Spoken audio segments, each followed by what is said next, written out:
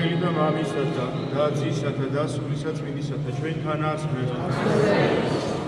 მეთქმა დაგლოცოთ, გილოცავთ ყოველას დღევანდელ დღეს, შეგვეწიოს დღევანდელი წმინდანების მაგდა მეოხება, შეგვეწიოს ყოველა წმინდა ღვთისმშობელი, მათი ლოცვით, მათი მეოხებით ღმერთმა გადაარჩინოს, გაამთლიანოს, გაერთიანოს ჩვენი ქვეყანა, დაიფაროს ჩვენი მონასტერი, ყველა მართლმადიდებელი ქრისტიანი.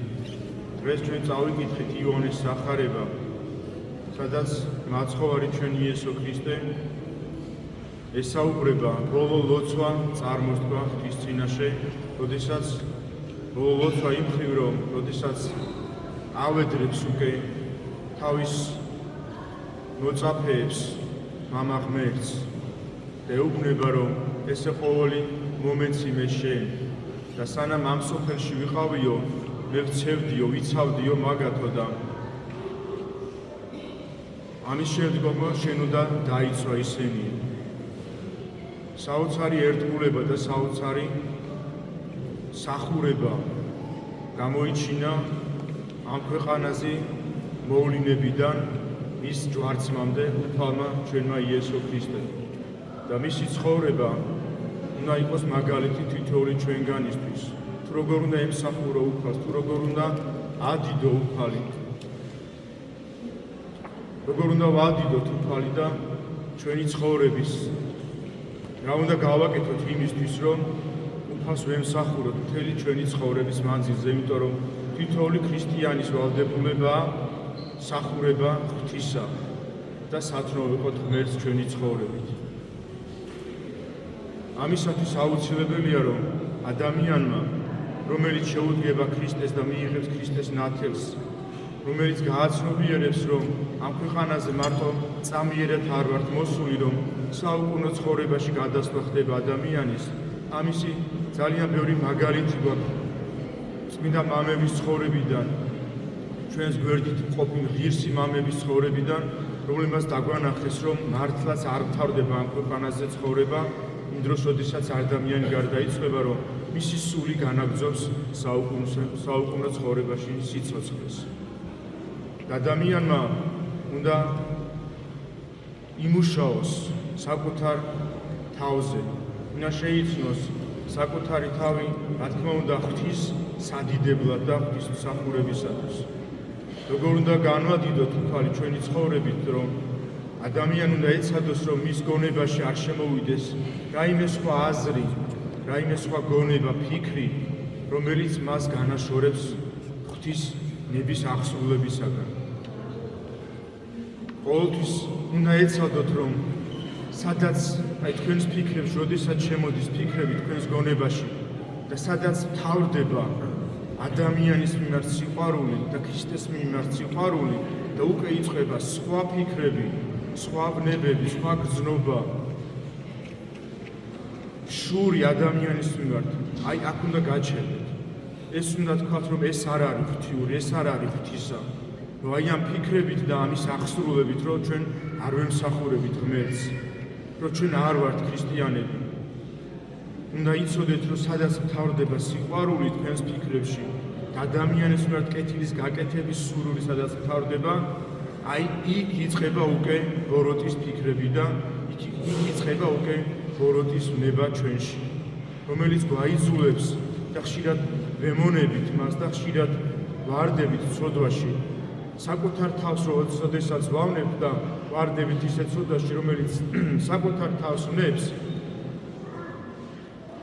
ესაც, რა თქმა უნდა, ესაც მძიმე ცოდვა ღვთის წინაშე, მაგრამ ყველაზე მძიმე ცოდვა არის, როდესაც ცოდვა უკვე ჩვენი ცოდვა გადის მეორე ადამიანზე. როდესაც ისეთ ცოდვას ჩავდივართ, რომ მეორე ადამიანს ჩვენი საქციელი, ჩვენი ცოდვა შეურაცხყოფს, რომელიც ცოდვაც სხვა ადამიანის მიმართ ჩვენს მიერ უგულებელს ყოფას, მის მიმართ შეუმწყნარებლობას გამოიჩენს. ამიტომ აი ეს არის, რომ უდიდესი, ძალიან დიდი მაგალითი ღვთის მსახურების, ერთგულების და სიყვარულის თვითონ მაცხოვარი ჩვენი იესო ქრისტე იყო ამ ქვეყანაზე მოვლენებული და სახარება არის ის, რითიც უნდა იცხოვროს თითოეულმა ჩვენგანმა. არა მარტო ღვთისმსახურების დროს უნდა ვისმენდეთ სახარებას, არამედ სამაგიდო წიგნად უნდა გქონდეს, ყოველდღიურ სალოცავად წიგნად უნდა გქონდეს თითოეულ ჩვენგანს წმინდა სახარება, ახალი აღთქმა, განსაკუთრებით მნიშვნელოვანია, ფაქტიურად იოანე ღვთისმეტყველის სახარებაში ძალიან დიდია, ძალიან დიდი სიბრძნე არის მასში და თითოეულ ჩვენგანი შევეცდებით, რომ არ არის საჭირო მთელი თავი ბოლომდე წავიკითხოთ. წმინდა მამები ამბობენ, რომ თუ წაკითხული სახარებიდან ერთი სიტყვა მაინც შემოვიდა ჩვენში, თუ ჩვენს გულს შეეხო, ესე იგი ამ დროს უფალი ჩვენ გაგვესაუბრა. იმიტომ რომ ლოცვის დროს ჩვენ ვესაუბრებით უფალს და როდესაც ვკითხულობთ, როდესაც ლოცულობთ და ვკითხულობთ წმინდა წერილს, ამ დროს ვესაუბრება უფალი ჩვენ და როგორი სასიამოვნოა, როდესაც იმ რაღაცა მისაღებს, რომელსაც ის უზიარებდა თავის მოციქულებს და სიტყვიერად, ხილულად გადასცემდა მას, რომ ჩვენ ეს მივიღოთ ახალი აღთქმის წმინდა წერილის კითხვის დროს და აუცილებლად მიიღებთ. როდესაც რაიმე განსაცდელი გაქვთ და თავს ვერ უყრით აზრებს და ვერ ფიქრობთ, რომ თუ როგორ გამოგვიდეთ ამ განსაცდელისაგან, ვერწმუნეთ, წაიკითხეთ წმინდა სახარება, აიღეთ ოთხთავი, წაიკითხეთ და აუცილებლად მიიღეთ პასუხს, თუ როგორ უნდა იმოქმედოთ, რომ ის თქვენი საქციელი და ნამოქმედარი იყოს ღვთის მადიდებელი. მე მინდა რაღაცნაირად, რა თქმა უნდა, უწმიდესის ღვაწლი ძალიან დიდი იყო და თვითონაც ჩვენგანმა იცის ეს და მის მიერ დადგენილი ეს ნათლობის ტრადიცია, რომ მან ისურვა, რომ ყოფილიყო თითოეული ჩვენი ოჯახის წევრი ყოფილიყო. რა თქმა უნდა, ისედაც თითოეულ ჩვენგანს გვეკუთვნოდა ის და იყო მამამთავარი ჩვენი ეკლესიის და ჩვენი ქვეყნის, მაგრამ მან ისურვა, რომ გამხდარიყო ჩვენი ოჯახის თითოეული ჩვენგანის ოჯახის წევრი გამხდარიყო და ეს საოცარი ტრადიცია, ნათლობის ტრადიცია, რომელმაც მან დააწესა, რომ ყოფილიყო ნათლია ოჯახში დაბადებული მესამე და შემდგომი ბავშვების. და მე მინდა გთხოვოთ, რომ ეს ტრადიცია ეს არ იყო იმიტომ, რომ მარტო მის უწმიდესობას ილია მეორეს ეკუთვნოდა ეს და ეს მან დაიმსახურა თავისი სიყვარულით. ეს ტრადიცია, როგორც ბევრი რამ, რაც მან დააწესა და დაადგინა ჩვენს ეკლესიაში, მე ვფიქრობ, რომ მას მინიჭებული ჰქონდა ეს სულიწმინდის მადლით და წინასწარმეტყველობის ნიჭით ჰქონდა მინიჭებული ეს და არა იმ პერიოდისთვის დაადგინა მან ეს მსახურება, ეს ტრადიცია, სანამ იქნებოდა ის ამ ქვეყანაზე ხილულად. რა თქმა უნდა, ეს დაამტკიცდა მან საუკუნოდ. ეს იქნება მიზეზი კიდევ ერთხელ გეუბნები ჩვენი ერის გამრავლების. ეს ტრადიცია არ უნდა შეწყდეს. მან დაგვიტოვა, გვითხრა, რომ მე ვტოვებ მოსაყდეს, რომელიც აც უკვე არის ჩვენი კათოლიკოს პატრიარქი, ჩვენი მამამთავარი, ჩვენი ქვეყნისა და მე ვფიქრობ, ის იქნება ის, ვინც გააგრძელებს ამ ტრადიციას.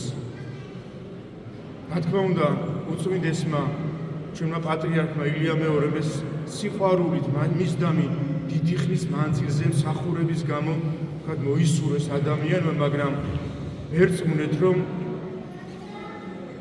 ძალიან დიდი მადლი იქნება, როდესაც თქვენ სახურულებს უთხარით, რომ ვინც ელოდება მესამე, მეოთხე შვილს და ასე შემდეგ, უთხარით, რომ ისურვონ, რომ მათი ოჯახის წევრი გახდეს ჩვენი კათოლიკოს პატრიარქი შიო, რომ მათი ოჯახის ბავშვი მონათოს, იმიტომ რომ წარმოიდგინეთ, ამხელა მადლია, როდესაც ადამიანისთვის, შენი შვილისთვის ლოცულობს უშუალოდ მამამთავარი, უშუალოდ პატრიარქი, შენი ოჯახისთვის.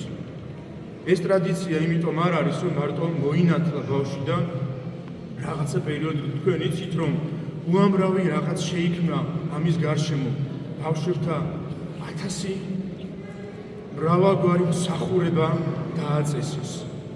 იქ არის მგალობელთა გუნდი, არის ზოგი მღერის და ისინი იღებენ საქვეყნო თუ საერო თუ საეკლესიო დღესასწაულებში მონაწილეობას და ისინი ერთად არიან. თვითონმა მათგანმა იცის, ვინ არის უწმიდესის ნათლი.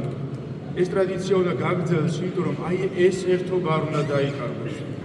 მომავალმა თაობამ ისე უნდა თქვას და იცოდეს, რომ მეც პატრიარქის ნათლუება.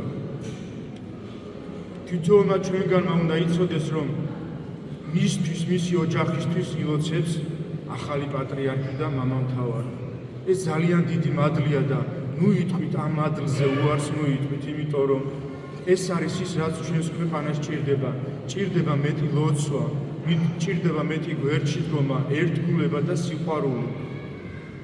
ხანდახან ადამიანს მოსდის ბოროტი აზრი გონებაში, მაგრამ თუ იცის, რომ მათ საერთო ყავთ ვიღაც, შეიძლება ერთმანეთი ნახონ ისეთ სიტუაციაში, რომ რაღაცა განსაცდელი იყოს, მაგრამ ნუ გახსენდებათ, რომ მათ ერთი მამა, ერთი ნათლი აყავთ. რომ პატრიარქი მათი საერთო ნათლია, აი ეს მადლი, მათ ურთიერთობას, მათ სიყვარულს განამტკიცებს უფრო და გააძლიერებს. ამიტომ მოეშვებით, აი როცა იქნება ეს და დადგება ჟამი თქვენი ახლობის ოჯახში, ისევ არსებობს ის სატელეფონო ზარი, ისევ არსებობს ის ადამიანები, ვინც არიან იქ და მიიღებენ თქვენს მიერ განაცხადს, რომ უწმინდესი იყოს თქვენი შვილის ნათლია და მოისურვეთ ეს. ეს არის ძალიან დიდი მადლი, არა მარტო იმიტომ, რომ პატრიარქი იყოს ჩვენი ნათლია, ჩვენი ოჯახის ნათლია, რომ ეს გააერთიანებს გააერთიანებს იმ ბავშვებს, ვინც მოინათლებიან და ვინც მიიღებენ ნათლს და ვისი ლოცველიც იქნება ჩვენი პატრიარქი. ღმერთმა დააგლოცოთ. აი ეს ერთგულება, ეს არის ერთგულება ღმერთის, ერთგულება ჩვენი წმინდა პატრიარქის ილია მეორის ერთგულება და ერთგულება ახალი პატრიარქის ჩვენი დიდი მამამთავრის შიოს მიმართ. თორემ მას სჭირდება ახლა ჩვენი ერთგულება, სჭირდება ჩვენი სიყვარული, ჩვენი გვერდში დგომა და ლოცვა, რაც თავარია. თუ მოგისმენია თქვენ, რომ აი ბოლო პერიოდში ხადაგებებში არის, რომ სულ ითხოვს ლოცვას, ვისაც შეხვდება ყველას ლოცვას თხოვს. ესაც ერთადერთი სახე მისი თავმდაბლობის, რომ ის ითხოვს ლოცვას, რომ აუცილებელია ერთმანეთისთვის ლოცვა. და დღეს კიდევ არის ხსენება წმინდა მეფე მირიანის და დედოფალი ნანას ხსენება და ორი სიტყვით გეტყვით, კიდევ მოდის დღესასწაულები, მათი ხსენების დღეები არის ასევე 5 ივნისს და რატომ განადიდა უფალმა ასე მეფე მირიანი და დედოფალი ნანა? იმიტომ რომ მათ სამეუფლო შესამოსელი ჰქონდათ და იმიტომ რომ სამეუფლო გვირგვინით დადიოდნენ? რა თქმა უნდა არა. აი მსახურებისთვის, იმ ერთგულებისთვის, იმ ქრისტიანული ტრადიციების დანერგისთვის, რომ მათ ინებეს მოისურვეს და შემდგომოდნენ ქრისტეს ეკლესიას, რომ მათ ინებეს, რომ სახელმწიფო რელიგიად გამოაცხადეს ქრისტიანობა და ეს ერთგულად მსახურობდნენ. სწორედ ამისთვის განადიდა ღმერთმა ორი უდიდესი წმინდანი. და იცოდეთ, რომ შესამოსელი და რაიმე ჩვენს მიმართ ღვთის მიერ მოცემული წყალობა, რომელიც თუნდაც რაიმე თანამდებობას მოგცემს ამ ქვეყნიურს, თუნდაც ეკლესიაში, თუნდაც ჩვენს ქვეყანაში, საერო მსახურებაში, უფრო მეტი პასუხისგებლობა, რომ უფრო მეტად უნდა ვემსახუროთ ჩვენს უფალს იესო ქრისტეს და ეს მსახურება და ერთგულება განგვადიდებს ჩვენ, არა ის თანამდებობა და ის შესამოსელი, რომელიც გვაქვს თითოეულ ჩვენგანს ღვთისმსახურებს და საერო მსახურებს. ამიტომ აი მეფეების ცხოვრებიდან უნდა ვისწავლოთ, რომ აი ეს მათ დაიმსახურეს ქრისტეს ერთგულებით და სიყვარულით და ღმერთმა შეგვაძლებინოს ჩვენს თითოეულ ჩვენგანს ერთგულება უფლისა, ერთგულება მოყვასისა, სიყვარული უფლისა და სიყვარული მოყვასისა. ღმერთმა დააგლოცოთ. აი დღევანდელი უფლის, აი იონეს ახარებაში ეს ლოცვა არის ერთგულების გამომხატველი, თავისი მოწაფეების როგორი ზრუნველია, რომ ითხოვს ღვთისაგან, რომ მეო წავალო და ესენიო შენ უნდა დაიცვაო, როდესაც მე ამაღდებიო და როდესაც ის აი მზად იყო უკვე, რომ ჯვარცმულიყო და შეეწირა თავი, რისთვისაც იყო მოვლინებული ამ ქვეყანაზე და აი ესეთი ერთგულება გამოიჩინა პირველ რიგში ღვთის მიმართ და რა თქმა უნდა თავისი მოწაფეების და თითოეული ჩვენგანის მიმართ და ჩვენს გვმართებს ერთგულება გვაცხოვრებს და შეგვიყვარს საერთო სასტუმროში. ღმერთმა დააგვიწყოს და შეგვიწყალოს უფალმა ღმერთმა დააგვიწყოს.